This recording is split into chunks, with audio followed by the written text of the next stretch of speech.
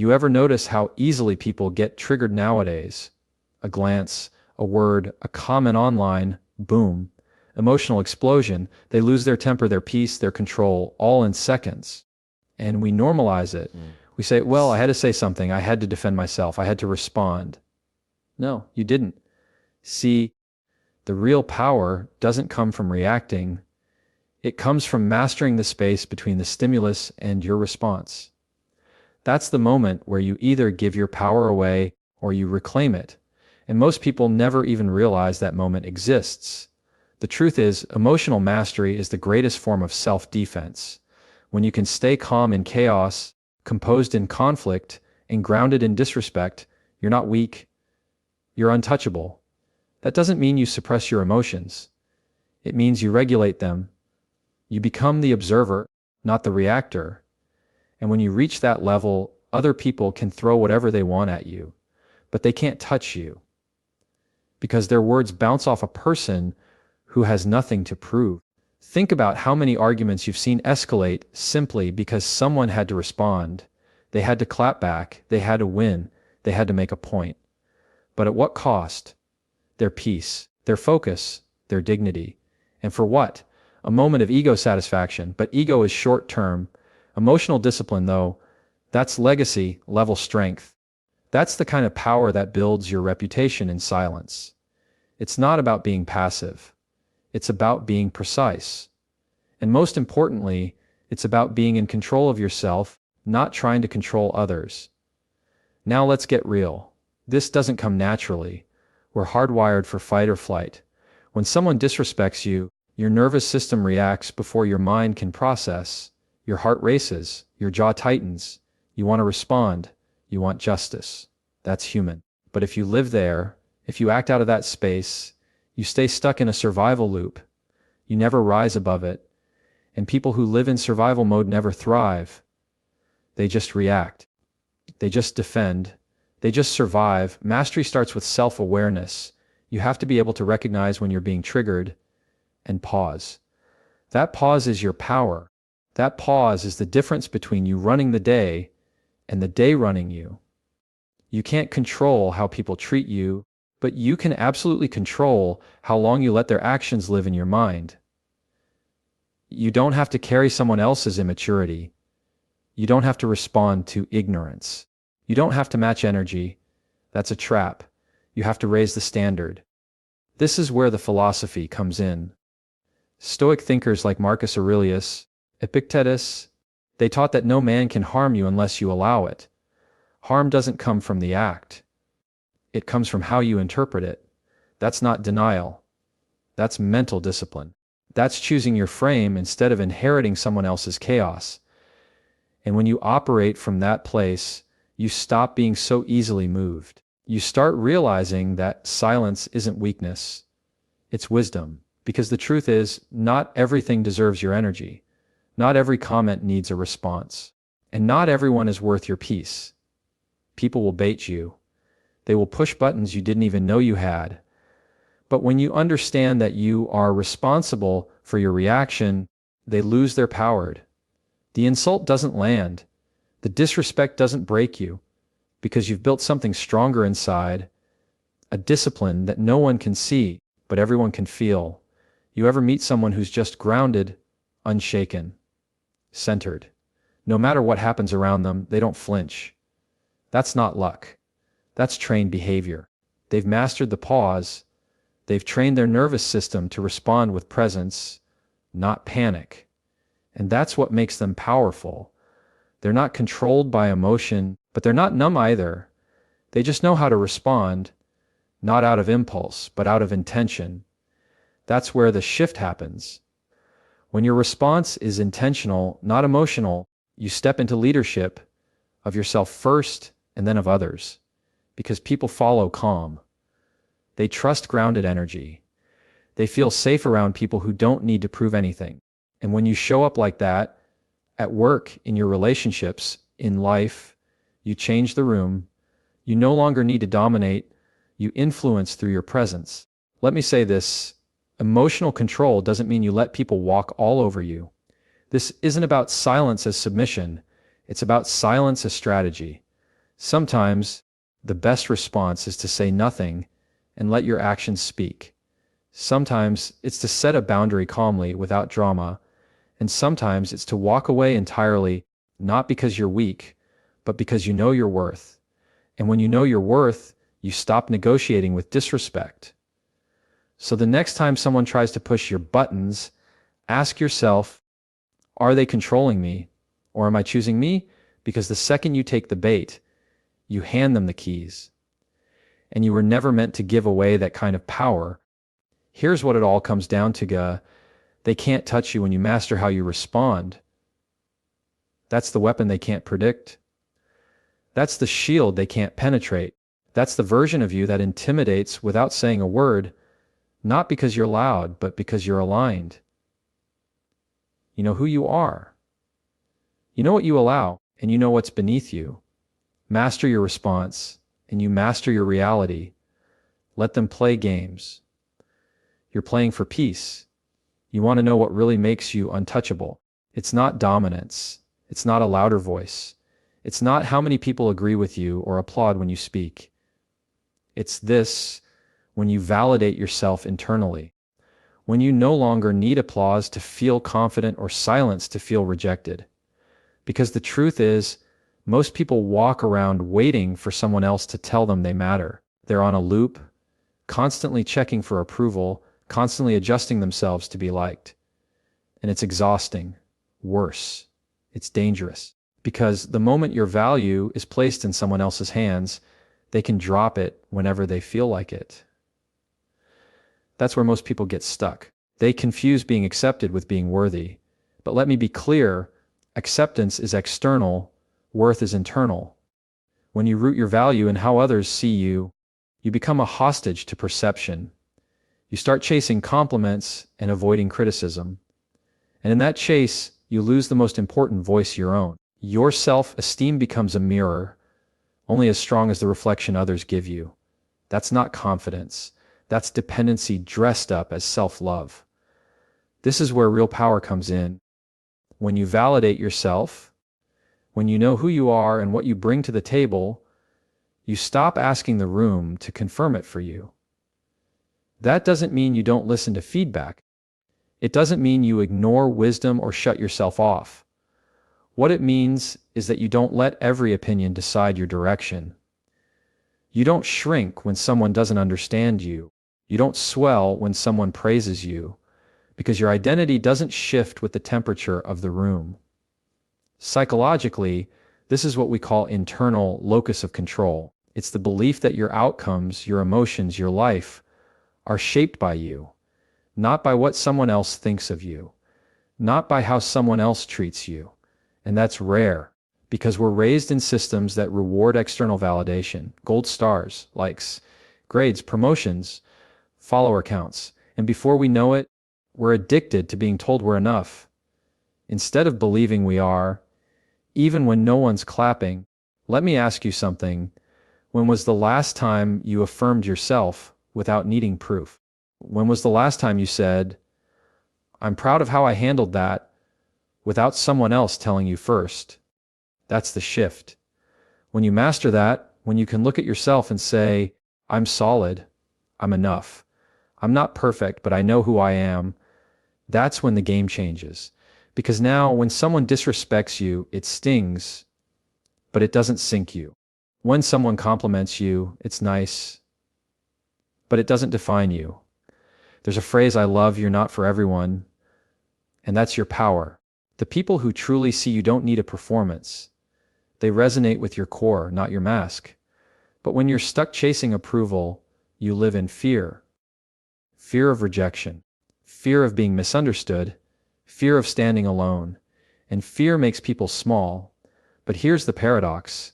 The more you shrink for approval, the less people respect you. Because real respect is attracted to self-certainty, not self-doubt. You want to know why most people feel anxious walking into a room? It's not because the room is threatening. It's because they haven't anchored their value before walking in. They're scanning for signs. Am I liked? Am I accepted? Am I enough here? And that creates insecurity. But when you validate yourself first, You walk into the room with value, not looking for it. You stop trying to impress, and you start expressing. You're no longer trying to earn a seat at the table. You realize you bring something to the table. And let's be honest, not everyone will appreciate what you bring. That's okay. Not everyone has the taste to value what's rare. Some people won't like you, no matter what you do. Some people won't respect you, no matter how kind, capable, or consistent you are. And that's not a reflection of your worth. It's a reflection of their lens. You're not here to convince them. You're here to be you, fully and firmly. And when you operate from that space, you become magnetic, because people are drawn to those who are deeply rooted in who they are. Now, I'm not saying it's easy. It takes work. It takes solitude. It takes sitting with yourself long enough to know the sound of your own truth. You have to do the inner inventory. You have to ask, what do I value? What do I believe about myself when no one's around? What standards do I set for how I'm treated? Not based on how others behave, but based on what I believe I deserve. That kind of clarity doesn't come from noise. It comes from self-respect. It comes from self-auditing. It comes from being willing to stand alone rather than beg to belong. And here's the reward. When you master this, your emotional state becomes consistent.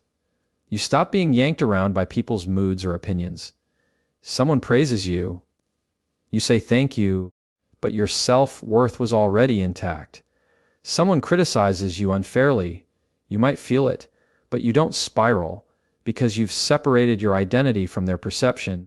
You've stopped renting space in your soul to people who haven't even earned the right to speak into your life. This kind of internal validation is what creates emotional independence. And emotional independence is what sets you free. Free from needing permission to be proud. Free from changing yourself just to fit in. Free from being afraid to say no. And when you're free like that, really free, the world feels it. People may not always understand you, but they respect you. Because your energy says, I know who I am, and I don't need you to agree with it for it to be true. So let me leave you with this sigh. When you validate yourself, you stop performing and start living. You stop surviving on scraps of approval and start feeding yourself from within. That's the kind of confidence they can't touch. That's the kind of peace that doesn't beg, doesn't chase, doesn't flinch. And when you walk through life like that, whole, not hollow, nothing they say can shake you, and nothing they do can break you. Be so rooted in who you are that their applause can't inflate you, and their silence can't deflate you. You want to know what really frees you? It's not controlling every situation. It's not fixing every misunderstanding or defending every rumor. It's this, letting go of the need to control what's not yours to carry. The truth is, most people spend their energy trying to manage other people's behavior, reactions, perceptions. They want to be understood by everyone, liked by everyone, respected by everyone. But here's the catch: the more you try to control how you're seen, the more you lose sight of who you are. And that's the trap. The need to win every battle. The need to explain yourself every time someone questions you. The need to correct people who don't even care to understand you. That's not strength. That's insecurity dressed up as control. And it's a silent form of suffering, because when you're constantly trying to manage people's opinions or force outcomes, your peace is held hostage by things you don't control. Detachment is not about not caring. It's not coldness. It's clarity. It's knowing what is yours to hold and what is not. It's knowing where your power starts and where it ends. When someone says something that isn't true, you don't have to panic and clear your name everywhere. When someone disrespects you, you don't need to spend hours plotting your response. That's ego. That's your inner child saying, please see me, please get me. But your higher self knows better. Your higher self says, I don't need to control how they see me. I need to stay aligned with who I am. Let's be honest, sometimes the most powerful move is no move at all. Silence, stillness, walking away. Not because you're weak, but because you know what's worth your energy. When you've mastered detachment, You don't attend every argument you're invited to. You don't chase closure from people who benefit from your confusion. And you stop making everyone else's behavior your responsibility. You focus on what you can control: your attitude, your discipline, your actions, your alignment. We live in a world that celebrates control. Control your image, control your brand, control your relationships, control your narrative. But real strength is surrendering the illusion of control and trusting the power of your character. It's trusting that truth doesn't need to be shouted. It's trusting that peace doesn't require permission. And it's trusting that time will expose what you don't need to explain. Philosophically, this goes back to something the Stoics taught, that freedom is found not in controlling events, but in controlling your response to them. When you're always reacting, always intervening, always trying to manage the outcome, you live in resistance, and resistance breeds anxiety. But when you practice detachment, you begin to understand this. Not everything that happens is about you, and not everything needs a response from you. That shift in thinking changes everything, because now, when conflict arises, you can choose presence over panic. You can choose stillness over strategy. You can say, that's theirs, not mine. And that's hard. It's hard not to step in and fix. It's hard not to be understood. But peace doesn't come from being understood. It comes from being okay even when you're misunderstood. And that requires detachment. That requires emotional maturity. That requires self-trust. There's a kind of quiet power in watching something fall apart without falling apart with it. That doesn't mean you don't care. It means you've outgrown the belief that your peace depends on anything outside of you. It means you trust the process enough to let what's false collapse. You don't chase it. You don't force it. You just stand in truth and let the rest sort itself out. This also applies to people. Not everyone's going to stay. Not everyone's going to understand your growth. And if you try to force alignment, you'll stretch yourself thin. When you're attached to controlling how people stay in your life, you miss the wisdom of release. Some exits are not betrayals, they're blessings. And the sooner you detach from needing everyone to walk with you, the faster you start walking in purpose. You start realizing that not everyone is meant to be on the journey, and that's okay. You stop asking, why did they leave? And start asking, what did I learn? That's detachment. That's growth. That's the emotional upgrade that lets you breathe easier, sleep better, and live freer. Because you're not holding on to what's trying to let go. You're not dragging dead weight into your future. You're not explaining your value to people committed to misunderstanding you. And don't get me wrong, detachment doesn't mean isolation. It doesn't mean you don't care about people or connection. It means you love without controlling, you give without needing, and you walk away without guilt when peace requires it. You recognize that your well-being is your responsibility, not a negotiation. So the next time you feel the urge to fix, to chase, to prove, to control, pause. Ask yourself, is this mine to carry, or am I trying to manage something that doesn't belong to me? Because sometimes the most radical form of self-respect is simply choosing not to engage, not because you're passive, because you're powerful enough to let go. And here's the thing, when you master detachment, you don't lose your compassion, you sharpen it, you see more clearly, you give more wisely, you protect your peace not out of fear, but out of deep respect for yourself. That's a whole different level of power, the kind that doesn't seek to dominate, but refuses to be dominated. The kind that's not loud, but undeniable. The kind they can't shake, because you're no longer anchored in their chaos. So if you're wondering what makes you truly untouchable, it's not how well you can fight back, it's how deeply you can let go. It's knowing that walking away is not quitting, it's choosing yourself. That silence isn't weak.